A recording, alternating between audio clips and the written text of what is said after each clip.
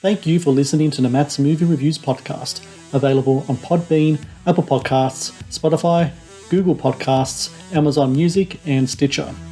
Also, please follow Matt's Movie Reviews on Facebook, YouTube, LinkedIn, Reddit, Instagram, and MeWe.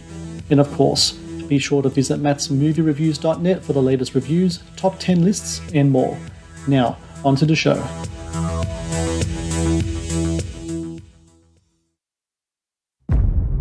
This world is an unforgiving place. And that's why they send men like you out there.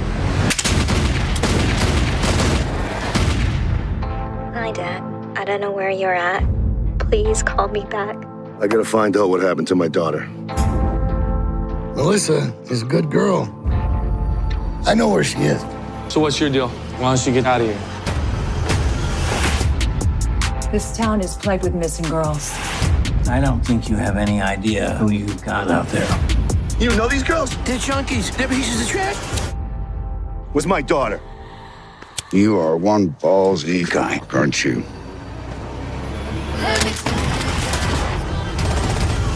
I want his head! Dead or alive, got prices all on my head. Wanted man, I only just wanted dead. He's not gonna stop until you're dead. That guy deserves a bullet in his head. How is that working out for you? Let me go. She's a good girl. If anyone hurts her, make sure they get what they deserve. Every last one of them.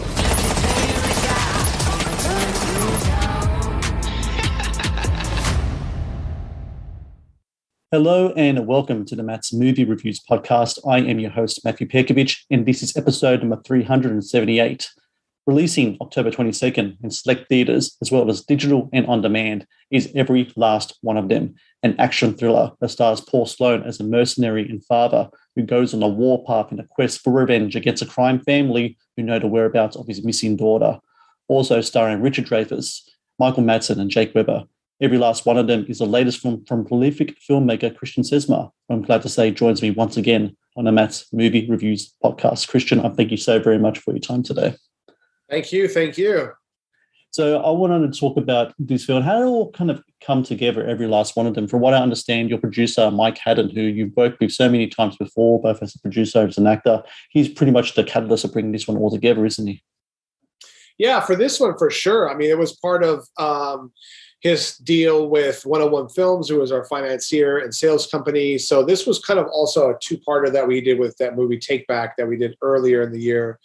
And so they brought it to me and they were like, let's do this. And it was under a different title and very much different premise in a way with the other writers. And it had the bones there, but I definitely wanted to take it in a different direction and shoot it here in my backyard. So that's what happened. I mean, and 101 was grateful. I mean, it was supportive enough to kind of let me do my thing with it and trust me with the direction that I wanted to head.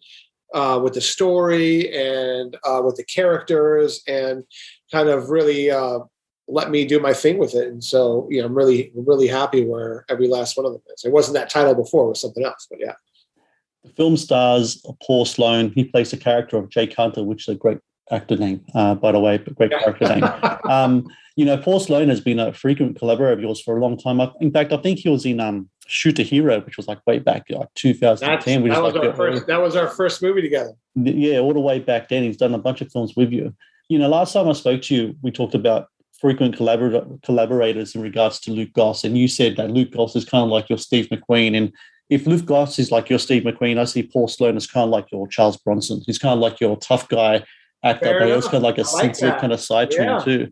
What's it like working with Paul in this capacity as a leading role? Because I think the last time he did a leading kind of role for you was the Vigilante Diaries series in the movie, wouldn't it? Yeah, that was the last one. And so, you know, it was, and that one was so much more of an ensemble in a way, you know, and this one, that was also a huge factor in really getting me on board to really like get excited for this movie, right? So Paul, not just being one of my best friends, but, you know, just like you said, a collaborator, for him to have a role that he can really sink his teeth into. And after the rewrites and things like that, with the character, the story, and the daughter, and all those things that were really fleshed out.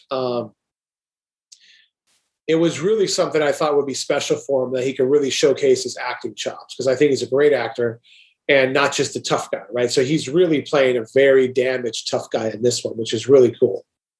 I like that part of the character as well. I mean, every last one of them hits those notes that we're expecting, the shootouts, the fight scenes. But there's, what really took me back was kind of like the dramatic twists to the story. They're surprising. They are shocking as well. And I always say, like, when I'm watching a movie, I don't care if it's an independent film or if it's a big Hollywood thing. What are the stakes? What are the stakes? What am I watching that's on the line here? And the character has personal stakes. And I'm pretty sure that is something that you and Paul both wanted to really establish for his character. What are the personal stakes here that makes him do the things that he does?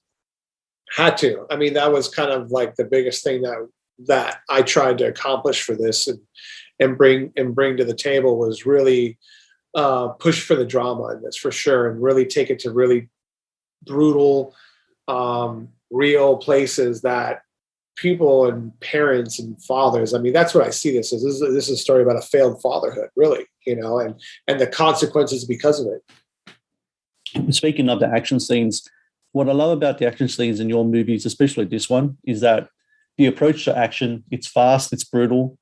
There's no slow-mo shootouts and none of that kind of stuff. It's kind of like, it's like on the ground, kind of like you're watching men of war, men of action do what they do, and they do it kind of like in a very quick kind of visceral kind of way. Your approach to action over the years, have you kind of developed your own cinematic language when it came to approach of action filmmaking? Is what we're seeing here the Christian Sesma interpretation of what action cinema is?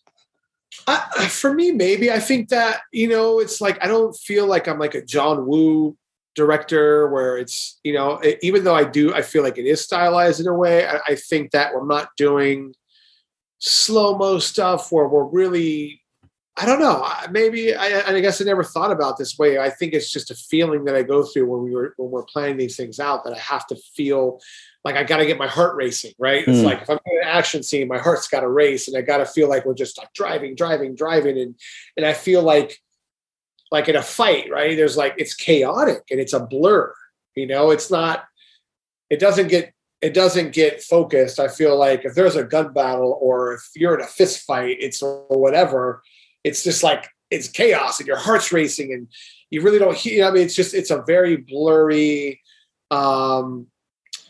like you said, visceral is a good word. I mean, it's just dynamic and chaotic, and you really have to kind of take the audience on a ride when you can for these action sequences. So the payoffs for the other stuff really start balancing in. But I think so. I think it's just a more realistic approach to that is the way to go.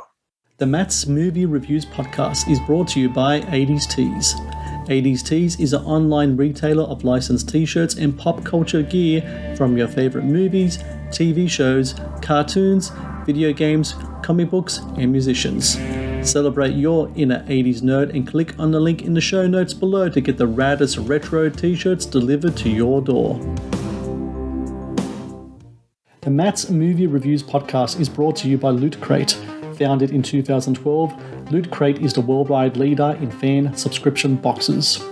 Loot Crate partners with industry leaders in entertainment, gaming, sports, and pop culture to deliver monthly themed crates, produce interactive experiences in digital content, and film original video productions. No matter what you geek out about, Loot Crate has a subscription box for you.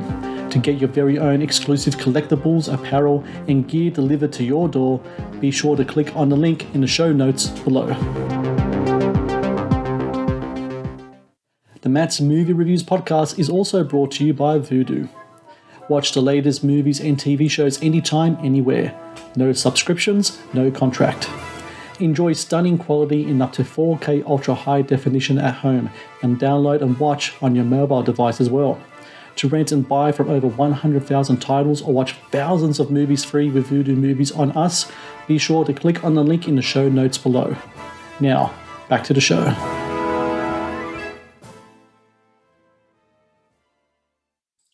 When it comes to your films, especially of late, the Coachella Valley, that's your backyard. It's become such a pivotal part of the backdrop of so many of your movies lately. When did that become Christian Sesma central in regards to your films? Would it be as way back as, say, Pay Dirt, or was it even before that you started filming? Well, I started my career here, so it's, I shot Shoot the Hero here, and I think that was the last thing I did here was Shoot the Hero, and then we went off to do, like you said, well, actually, that's not true. Night Crew was shot here too. And that one is a pretty awesome action movie. So I think it's just an ease of use and really community support. And they really allow me to run around here and do all those things without much red tape. So it's really great to have the community support and have the city and the community like this allow me to do what we do. So I imagine there was lots of patience for you when you're practically blowing up the streets. There's a huge gun battle at the end when Paul Sloan's pretty much taking on the world there. And it's like smoke and gunfire and all sorts of stuff happening out there. That will have been pretty cool for the people of Coachella Valley to watch pretty much World War III. Yeah, they love it. They love it. Yeah, they love it. And like I said, we just wrapped our new movie last night that we shot out here again. And we even got much bigger than this by far. So it was like this times 3. And we were shooting full auto blanks in the city, and it was pretty crazy.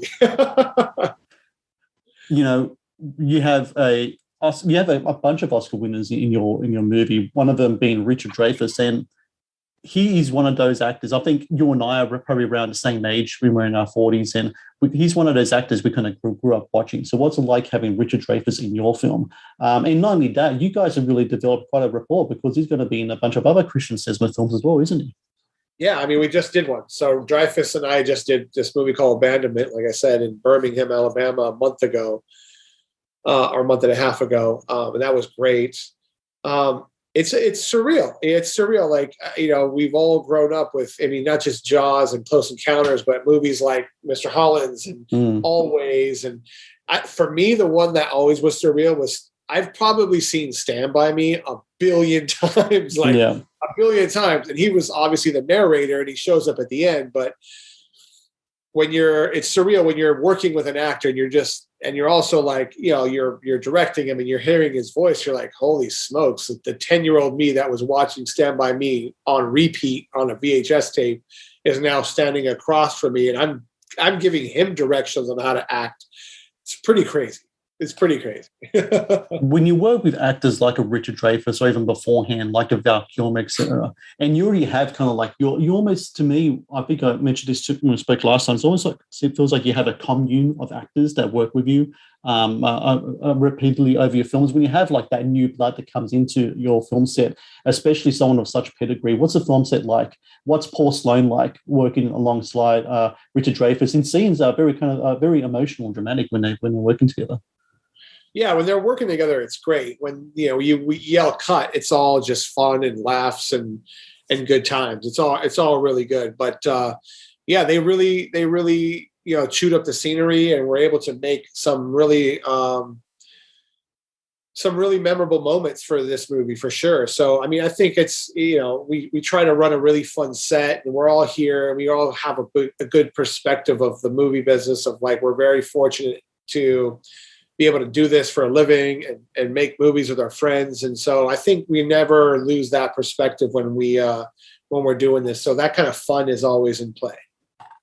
How did Nick Vallelonga get involved with the movie? For people who don't know, he was an Oscar winner for Screenplay and Best Picture for Green Book, one of my favorite movies, Green Book. I actually absolutely love that film. How did he get involved with your movie? So if you see my past work or whatever, for watching Matt's movie reviews channel. So we're all part Please of this subscribe for more this reviews, little film clique, podcast right? So it's like and exclusive content. Nick also, if you would like to all request been a review great and friends support my work, please join my Patreon via we the did link Vigilante in the Diaries description together. below. Nick's a producer on that. We all traveled the world for that one. So Nick and Paul, like me and like Paul's one of my best friends. Nick's like Paul's one of his good friends. So we're all and Brian Curry. So Brian Curry is also the other writer of Green Book, and he is in the movie. He's the one who Paul Sloan, tortures. Mm-hmm. So that's the big writer too. He's also an Oscar winner. So it was more just like you have a group of friends making movies, and they're like, "Christian, you making something?" I'm like, "Yeah, I'm making this movie." He's like, "What do you like?" I'll come down and hang out in Palm Springs for a week and be in a movie. I'm like, let's do it. And it's as simple as that. You know, you are such a prolific filmmaker. You're a workhorse. You really are. The amount of films that you pump out, the amount of work that you put into them, you really have owned your own corner in kind of like in the indie action kind of world.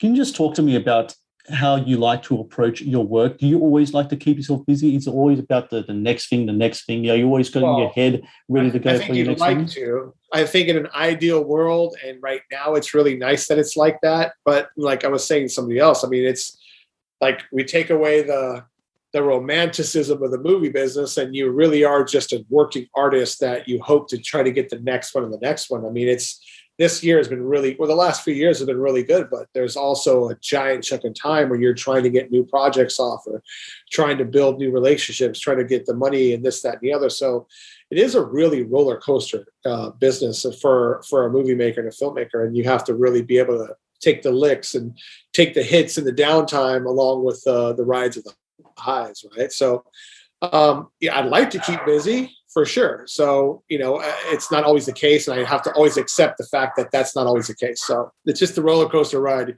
You gotta just I've learned to enjoy it. Well, for everyone out there, October 22nd, select theaters as well as digital and on demand. Every last one of them. I really highly recommend people check out. If you like your action fast, you like your action furious, you like your action with a bit of depth to it as well, starring Paul Sloan and Richard Dreyfuss and Christian Sesma. Congratulations to you in regards to the movie. Thank you once again for talking to me in the podcast, and I can't wait to see what you do next, because I follow you on your Instagram and I can see that when you post your pictures, you've got some really cool, working with some really cool actors. I'm sure it's going to be some really cool movies, and hopefully we can talk again about those. We got some really good stuff coming up too. So thanks so much, Matt. It was a pleasure always. Thank you for watching the Matt's Movie Reviews channel. Please subscribe for more reviews, podcast interviews, and exclusive content. Also, if you would like to request a review and support my work, please join my Patreon via the link in the description below.